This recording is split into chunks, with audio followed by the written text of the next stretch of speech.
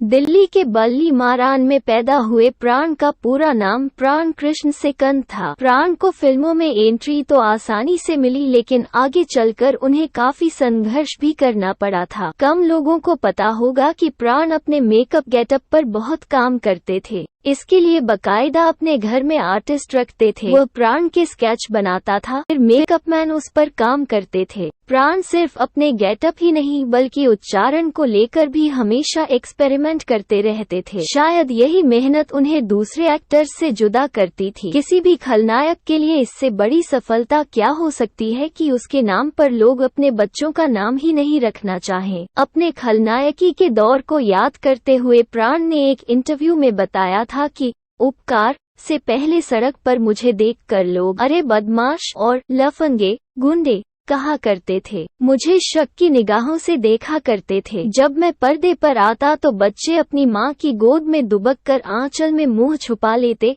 जानकर हैरानी होगी कि ऐसे मशहूर एक्टर फोटोग्राफर बनना चाहते थे। अपने इसी सपने को पूरा करने के लिए दिल्ली की एक फोटो स्टूडियो में काम करते थे। कहते हैं कि प्राण को सिगरेट पीने की लत थी। एक बार शिमला गए हुए थे और पान की दुकान पर खड़े होकर सिगरेट के छल्ले उड़ा रहे थे। उसी समय पंजाबी फिल्म इंडस्ट्री के राइटर मोहम्मद वली की नजर उन पर पड़ी। प्राण का स्टाइल इतना पसंद आया कि अपनी फिल्म यमला जट में काम करने का ऑफर दे डाला। इसके बाद कई पंजाबी और हिंदी फिल्मों के ऑफर प्राण को मिलने लगे। प्राण को साल 1942 में हिंदी सिनेमा का पहला ब्रेक फिल्म खानदान मिला। इस फिल्म में नूरजहां लीड एक्ट्रेस थी। काम करीब 20-22 हिंदी और पंजाबी फिल्मों में काम करने के बाद देश विभाजन के बाद प्राण लाहौर से अपनी पत्नी और 1 साल के बेटे को लेकर 1947 में मुंबई पहुंचे। मीडिया रिपोर्ट के मुताबिक परिवार के साथ ताज होटल में ठहरे, लेकिन काम नहीं होने की वजह से पैसों की दिक्कत होने लगी तो छोटे होटल में शिफ्ट हो गए। पैसों की तंगी हुई तो करीब 8 महीने तक मरीन ड्राइव पर एक होटल में काम भी किया। फिर देव आनंद स्टारर फिल्म जिद्दी में काम मिला। इसके बाद एक्टर ने पीछे मुड़कर नहीं देखा। ने पिता के नाराज होने की डर से फिल्मों में काम करने के बारे में नहीं बताया था। एक बार न्यूज़पेपर में उनका इंटरव्यू पब्लिश हुआ तो प्राण ने अपनी बहन से कहा कि अखबार छिपा ले, लेकिन तब तक पिता देख चुके थे। पता लगने के बावजूद नाराज नहीं हुए। प्राण ने सिर्फ विलेन ही नहीं बल्कि सपोर्टिंग कैरेक्टर भी प्ले किए। प्राण की पॉपुलैरिटी का अंदाजा इसी से लगा सकते हैं कि अपने समय के हाईएस्ट पेड एक्टर थे। उनसे अधिक पैसे सिर्फ राजेश खन्ना और शशि कपूर को मिलते थे।